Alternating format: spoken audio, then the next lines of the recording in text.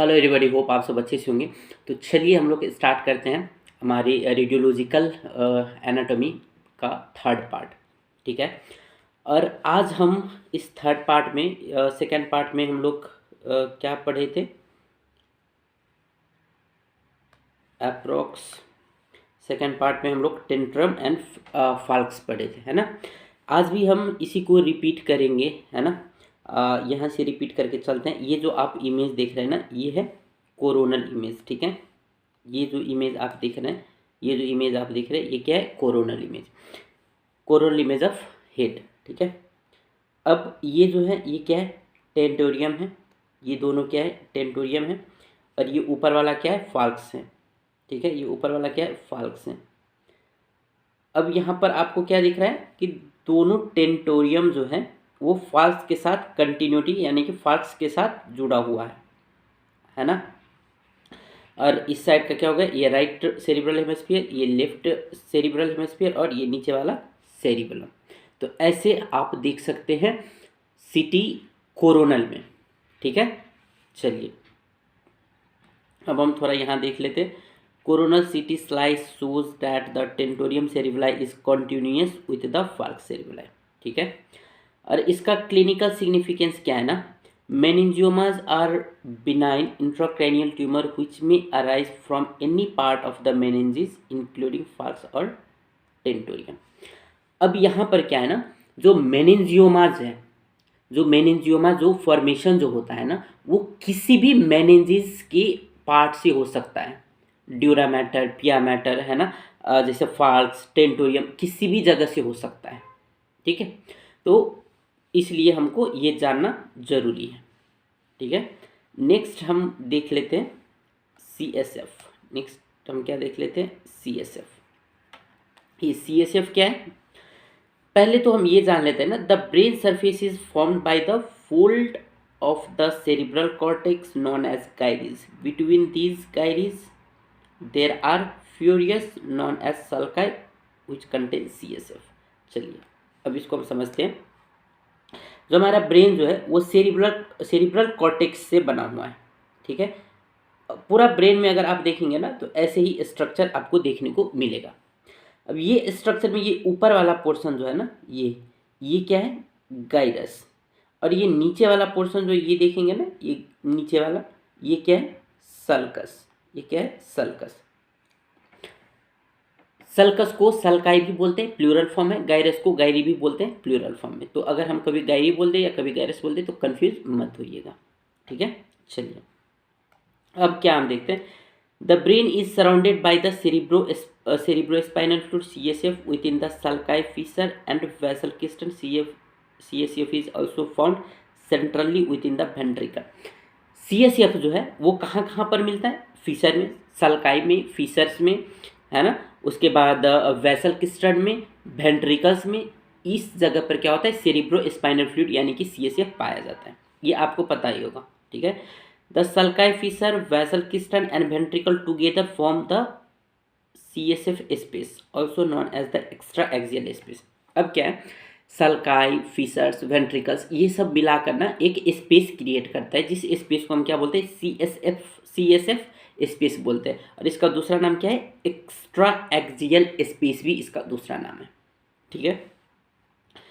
CSF is lower density than the gray and white matter of the brain and therefore appear darker on CT image। अब क्या है ना, CSF का जो density है वो ग्रे मैटर और व्हाइट मैटर, अब क्या है ग्रे मैटर व्हाइट मैटर हम आगे की स्लाइड में देखेंगे। ग्रे मैटर और व्हाइट मैटर से क्या है? लाइटर है। ठीक है। लोअर है। इसलिए लोअर जो है, इसलिए क्या है ना कि जब CT स्कैन में ये क्या दिखता है हमको? डार्क दिखता है। appears darker on the CT images। An appreciation of the normal appearance of the CSF species is required to allow assessment of brain volume sulci। अब यहाँ पर क्या है कि नॉर्मल अपीयरेंस ऑफ CSF, ठीक है, नॉर्मल अपीयरेंस ऑफ CSF हमको brain volume देखने में, ब्रेन वॉल्यूम को एनालाइज करने में भी क्या होता है? हेल्प करता है। ठीक है। चलिए अब नेक्स्ट हम देख लेते हैं इसमें भी कुछ भी नहीं है, वही सेम जो पहले। ये क्या है, ये सल्कस, ठीक है, ये नीचे वाला ये है सल्कस यहाँ पे, और ये ऊपर वाला पोर्शन क्या है, गाइरस, ठीक है। अब यहाँ पर देख लेते हैं, gyrus of fold of a brain surface, इसका प्लूरल फॉर्म गायरी बोलते हैं इसको। Sulcus furrow between the Gayri which contains CSF, इसको हम सल्काई भी बोलते हैं। यानी कि ये क्या है, ये जितने भी ये भी हम ब्लैक कलर का देख रहे हैं ना, ये सब क्या है, पूरा ये CSF है, ठीक है। नेक्स्ट हम देख लेते हैं फीसर्स। फीसर्स क्या होते हैं? The fissures are large CSF filled cleft which separate structure of the brain। Fissures क्या करते हैं ना, ब्रेन का जो डिफरेंट लोब है उसको सेपरेट करते हैं, और इसमें भी क्या होता है, स्पाइनल सेरिब्रो स्पाइनल फ्लूइड होता है, ठीक है। अब यहाँ पर देखते हैं, इसमें आपको बढ़िया से समझ आएगा। एक याद रखिए आप, इंटर हेमिस्फेरिक फीसर, ठीक है। इंटर हेमिस्फेरिक फीसर क्या होता है, जो राइट हेमिस्फीयर और लेफ्ट हेमिस्फीयर को सेपरेट करता है, ये क्या होता है, इंटर हेमिस्फेरिक फीसर, ठीक है। और यहाँ पर जो आप देख रहे हैं, ये एक त्रिशूल टाइप का यहाँ पर बना हुआ है ना, यहाँ पे ये क्या है, सैल्वियन फीसर, दोनों साइड पे सैल्वियन फीसर, ठीक है। ये सैल्वियन फीसर के लेवल से हम ये देखते हैं कि हम अभी टेम्पोरल लोब में है या टेम्पोरल लोब में है या हम फ्रंटल लोब में है, ठीक है। ये सैल्वियन फीसर से ऊपर वाला हिस्सा जो है, ये हो गया, ये क्या हो गया हमारा, ये हो गया हमारा फ्रंटल लोब, ठीक है। और ये सैल्वियन फीसर से नीचे वाला पोर्शन जो है, ये क्या हो गया, ये हो गया टेम्पोरल लोब, ठीक है। तो इंट्रा हेमिस्फेरिक फीसर से राइट हेमिस्फीयर और लेफ्ट हेमिस्फीयर ये दोनों सेपरेट होता है, ठीक है। और सैल्वियन फीसर से क्या होता है, फ्रंटल लोब और टेम्पोरल लोब सेपरेट होता है, ठीक है। तो इस लेवल पर अगर कोई भी पैथोलॉजीज हमको मिले तो हम क्या बोलेंगे, यहाँ से हम क्या डिफ्रेंशिएट करेंगे, अगर हमको सैल्वियन फीसर से ऊपर के पोर्शन में दिख रहा है तो there is any pathology in the frontal lobe. अगर पैथोलॉजीज यहाँ सैल्वियन फीसर से नीचे अगर हमको मिल रहा है तो हम इसको क्या बोलेंगे, there is any pathology in the temporal lobe, ठीक है। और ये इंट्रा हेमिस्फेरिक आप दोनों ऊपर नीचे दोनों तरफ से देख सकते हैं। इंट्रा हेमिस्फेरिक फीसर जो राइट हेमिस्फीयर और लेफ्ट हेमिस्फीयर को डिफ्रेंशिएट करता है, ये आपको पता होना चाहिए, ठीक है। क्योंकि अभी हम डिस्कस कर रहे हैं बेसिक, जो आप OPD में जनरली देख सकते हैं, है ना। क्योंकि जब तक रेडियोलॉजिस्ट को बहुत सारा चीज़ पता होता है, बहुत सारा स्टडी होता है, करना होता है ना, तो उनको ईच एंड एवरी थिंग पता होता है, बट आप लोगों को बेसिक तो पता होना चाहिए, ठीक है। चलिए अब हम देख लेते हैं ventricles.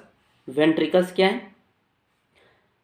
The ventricles are the spaces located deep inside the brain which contain CSF। Ventricles में भी CSF होता है, ठीक है। अब यहां पर हम देखते हैं, अब देखिए वेंट्रिकल्स में पहले हम देखते हैं, ये है लैटरल वेंट्रिकल, ठीक है। ये क्या है, लैटरल वेंट्रिकल। लैटरल वेंट्रिकल, कितना लैटरल वेंट्रिकल होता है, 2 लैटरल वेंट्रिकल होता है हमारे ब्रेन में। Each lateral ventricle in each hemisphere, यानी कि राइट हेमिस्फीयर में 1 और लेफ्ट हेमिस्फीयर में 2, सॉरी 1, ये एक करके 2, यानी कि टोटल हमारे पास कितना हुआ, 2 लैटरल वेंट्रिकल, ठीक है। लैटरल वेंट्रिकल के यहाँ बीच में आप यहाँ पर देख रहे हैं ना, दोनों साइड पे व्हाइट कलर का, इसको हम बोलते हैं कोरोइड प्लेक्सस। कोरोइड प्लेक्सिस क्या होता है, इसका जो मेन फंक्शन होता है ना, ये सेरिब्रो स्पाइनल फ्लूइड यानी कि CSF प्रोड्यूस करने का इसका मेन काम होता है।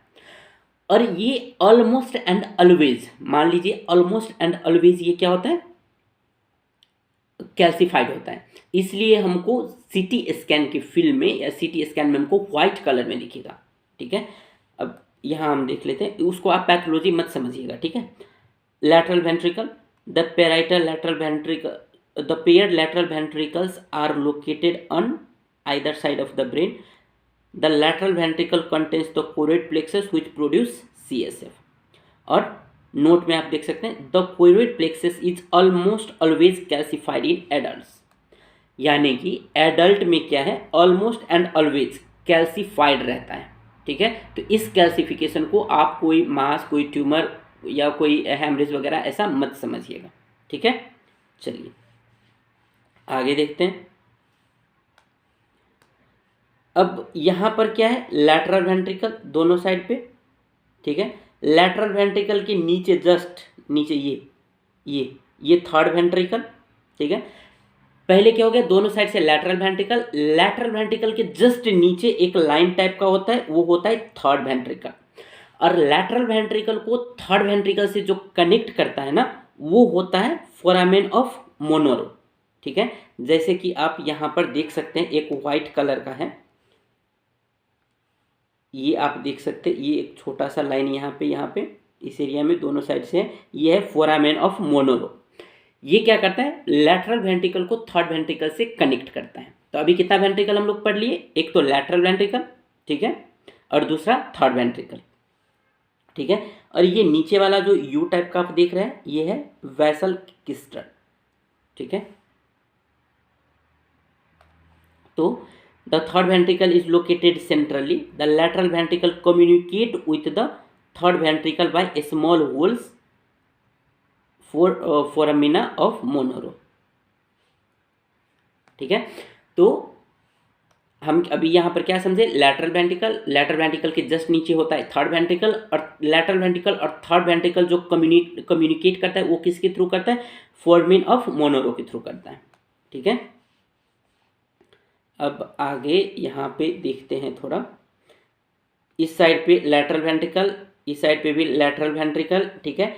ये नीचे में ना लैटरल वेंट्रिकल की थर्ड वेंट्रिकल के जस्ट नीचे में एक होता है फोर्थ वेंट्रिकल, ठीक है। यहाँ पे आप लोग देख सकते हैं, यहाँ पे ये पिंक कलर का जो आप देख रहे हैं, ये है फोर्थ वेंट्रिकल, ठीक है। ये फोर्थ वेंट्रिकल कहाँ होता है, तो fourth ventricle is located in the posterior fossa between the brain stream and cerebellum. Brain stream और सेरिबेलम के बीच में होता है फोर्थ वेंट्रिकल, और ये कहाँ प्रेजेंट रहता है, ये पोस्टीरियर फोसा में। हम पढ़े थे पहले anterior cranial fossa, posterior cranial fossa, है ना, टेम्पोरल मिडिल क्रैनियल फोसा हम पढ़े थे ना। तो कहाँ पर होता है फोर्थ वेंट्रिकल, कहाँ पर होता है, fourth ventricle is located in the posterior fossa between the brain stem and cerebellum, ठीक है, ठीक है। It communicates with third ventricle above by a very narrow canal, the aqueduct of Salvius। अब यहाँ पर क्या समझना है, यहाँ पर क्या है, थर्ड वेंट्रिकल, लैटरल वेंट्रिकल किसके थ्रू, फोरामेन ऑफ मोनरो के थ्रू कर रहा है, और फोर्थ वेंट्रिकल किसके थ्रू कनेक्ट कर रहा है, तो एक्वाइडक्ट ऑफ सेल्वियस इसके थ्रू कम्युनिकेट करता है थर्ड वेंट्रिकल के साथ, ठीक है। तो ये नाम सब जो है वो आपको मेमोराइज करना होगा, ठीक है। चलिए अब हम देख लेते हैं ब्रेन पैरेन्काइमल एंड लोब्स, ठीक है। तो अब हम देखते हैं ब्रेन पैरेन्काइमा एंड लोब्स, ठीक है। अब क्या है, the brain consist of grey and white matter structure which are differentiated on CT by difference in density. White matter has a high content of myelinated axons and gray matter contains relatively few axons and a higher number of cell bodies. As myelin is a fatty substance, it is of relatively low density compared to the cellular gray matters. White matters therefore appears blacker than gray matters, ठीक है। अब इसमें क्या है, brain में जो है क्या होता है, एक ग्रे मैटर होता है और एक वाइट मैटर होता है, ठीक है। ब्रेन में क्या होता है, एक ग्रे मैटर होता है, एक वाइट मैटर होता है, ये आपको पता है, ठीक है। Which are differentiated on CT by difference in density, ये डेंसिटी के बेसिस पर ये डिफ्रेंशिएट किया जाता है कि ये ग्रे मैटर है और ये वाइट मैटर है सीटी में, ठीक है। White matter has high content of myelinated axons. Myelinated axons जो होता है वो वाइट मैटर में ज़्यादा होता है, but in grey matter contain relatively few actions, यानी कि क्या हुआ, वाइट मैटर में ज़्यादा है, ग्रे मैटर में भी है बट वाइट मैटर की तुलना में कम है, and a higher number of cell bodies, but इसमें क्या है, higher number of cell bodies है। As a myelin is a fatty substance, it is of relatively low density. Myelin क्या है, ये फैटी सब्सटेंस है, it is relatively low density compare to the cellular grey matter. ठीक है, इसी वजह से क्या होता है, white matter therefore appears blacker than grey matter. अब इसमें क्या है ना, हम लोग सॉरी, इसमें क्या है ना, हम लोग जब व्हाइट मैटर और ग्रे मैटर, अब हम इस इमेज से देखने की कोशिश करते हैं।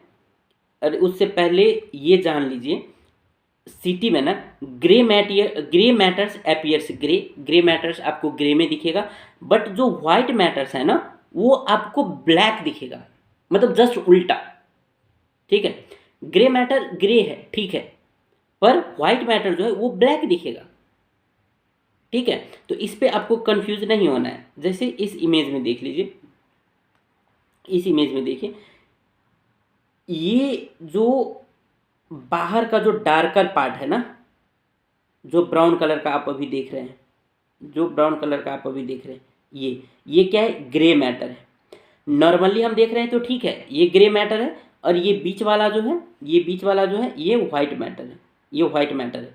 ठीक है, इसमें प्रॉब्लम नहीं है। पर जब ये सिटी में जब हम देखते हैं ना, तब क्या हो जाता है कि ये वाला जो है, ये वाला पोर्शन, ये हमको क्या दिखता है, ग्रे ही दिखता है, पर ये व्हाइट वाला जो है ना, ये हमको ब्लैक दिखने लगता है। ठीक है, ये व्हाइट जो है ये हमको ब्लैक दिखने लगता है। ठीक है, चलिए अब यहाँ पर देख लेते हैं grey matter versus white matter. White matter is located centrally and appears blacker than grey matters due to its relative low density. क्योंकि व्हाइट मैटर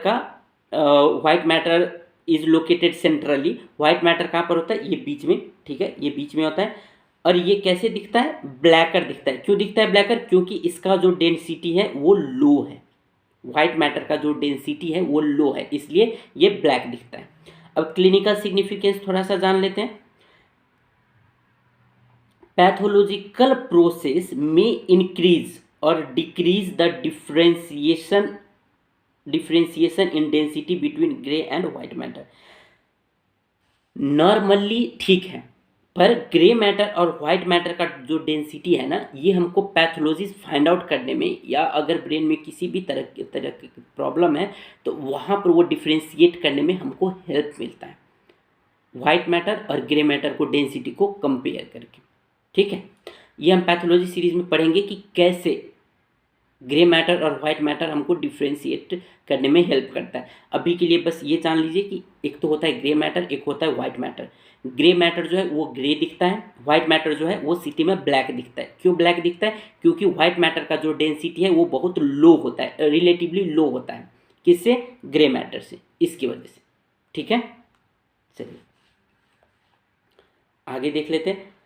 आगे जो है ये ब्रेन का लोब्स, ब्रेन में डिफरेंट लोब्स होते हैं, आपको पता ही है ना। The brain has pair bilateral anatomical areas और lobes, these do not exactly correlate with the overlying bones or the same names। Different types of lobe होता है ब्रेन में। अब जैसे फ्रंटल बोन, फ्रंटल लोब, कुछ है जो कि बोन से रिलेट करता है, कुछ है जो कि बोन से रिलेट नहीं करता है। ठीक है, अब हम आगे देखते हैं, हम यहाँ पर कौन कौन सा लोब देखेंगे। चलिए अब जैसे देखिए, लेफ्ट फ्रंटल लोब, ये क्या है, लेफ्ट फ्रंटल लोब। ठीक है, राइट फ्रंटल लोब, ये फ्रंट कहाँ होता है, ऊपर होता है, एंटेरियर है ना, हमारा एंटेरियर ये है, तो फ्रंटल लोब कहाँ होगा, ऊपर में होगा।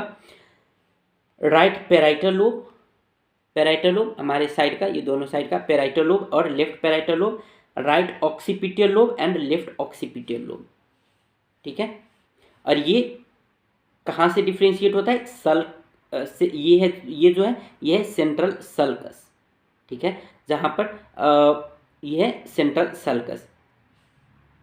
अब यहाँ पर देखते हैं brain lobes, CT brain, superior slice. ठीक है, on both side of the frontal lobes are separated from the parietal lobes by the central sulcus.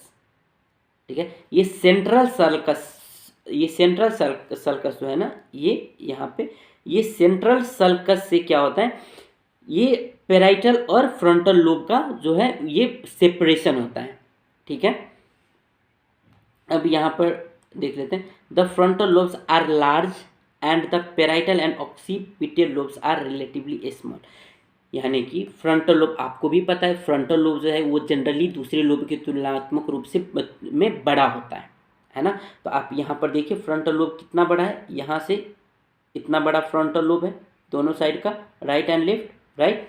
But वही पेराइटल लोब इतना छोटा है और ऑक्सीपिटल तो और भी बहुत छोटा है ना।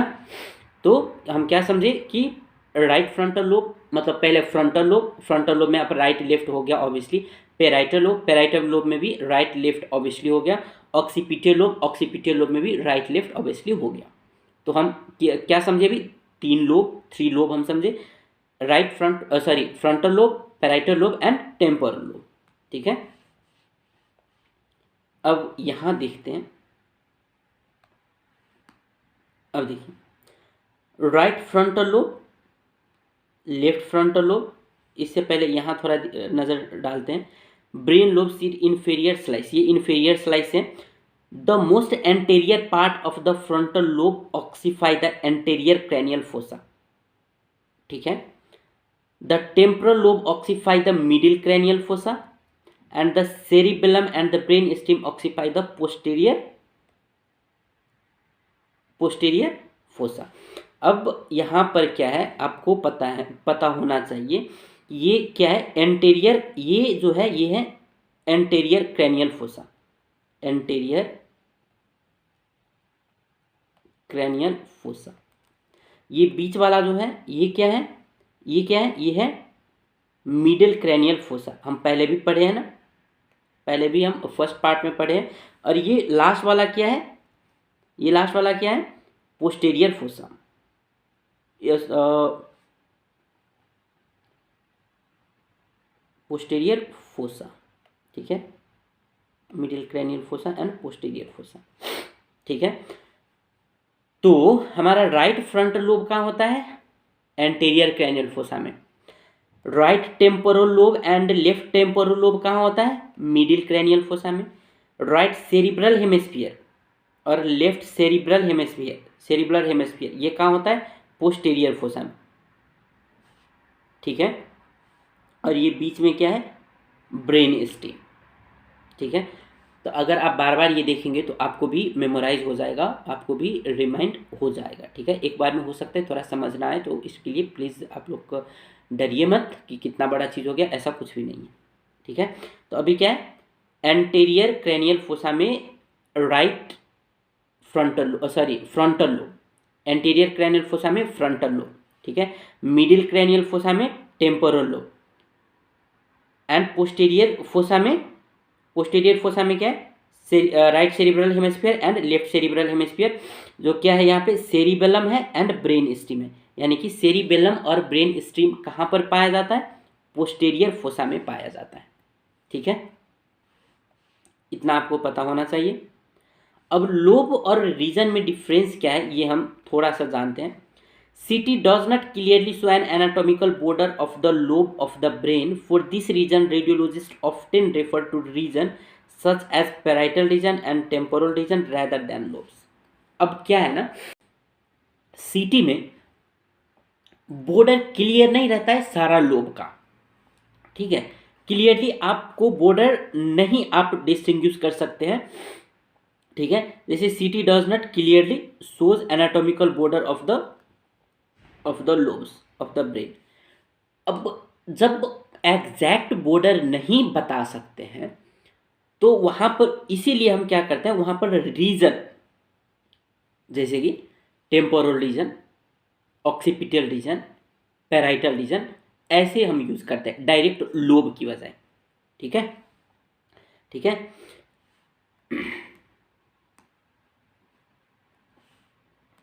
तो if more than one adjacent region needs to be described, then conjoint term can be used such as temporoparietal region और parieto-occipital region। अब जैसे कि मान लीजिए अगर हमको एग्जैक्ट पता नहीं है, पर हो सकता है कि ये टेम्पोरल में भी हो और हो सकता है ये पैराइटल रीजन पैराइटल लोब में भी हो, तो वहाँ पर हम क्या कर सकते हैं ना कि अगर दोनों के बॉर्डर पे है और हमको बॉर्डर एग्जैक्टली लोब का बॉर्डर हमको पता नहीं चल रहा है, तो उस कंडीशन पे हम क्या यूज़ करते हैं, जैसे टेम्पोरल और पैराइटल रीजन, है ना। टेम्पोरल और पैराइटल रीजन में अगर हमको कुछ इंडिकेट करना है तो वहाँ पर हम क्या लिखेंगे, टेम्पोरो पैराइटल रीजन। अगर पैराइटल और ऑक्सीपिटल रीजन में अगर हमको कुछ इंडिकेट करना है तो वहाँ पर हम क्या लिखेंगे, पैराइटो ऑक्सीपिटल रीजन। ठीक है, चलिए, तो इसमें कंफ्यूज नहीं होना है। अब नेक्स्ट हम यहाँ पर देख लेते हैं। फॉर एग्जाम्पल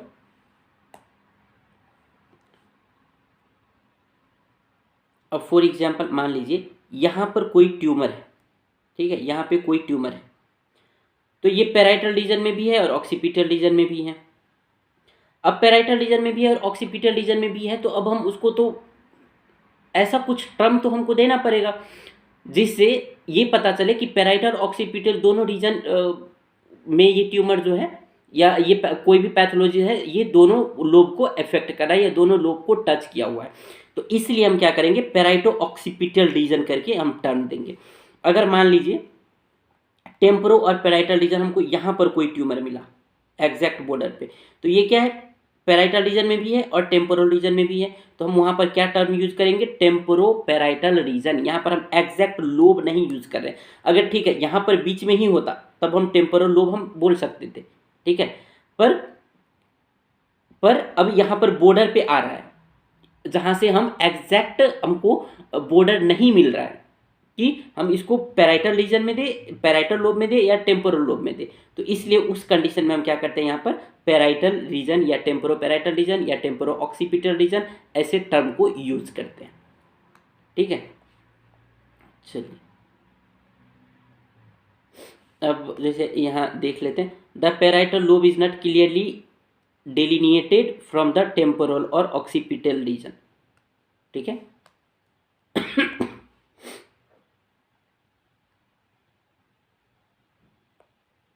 अब ग्रे मैटर स्ट्रक्चर्स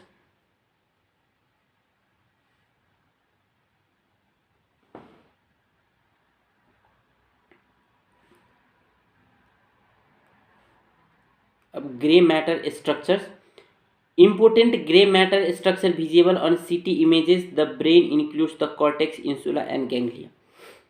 अब ये टॉपिक जो है ये हम नेक्स्ट पार्ट में पढ़ेंगे क्योंकि ऑलरेडी ये वीडियो बहुत लंबा हो चुका है, तो तब तक के लिए आप लोग को वेट करिए और ये वीडियोस भी नेक्स्ट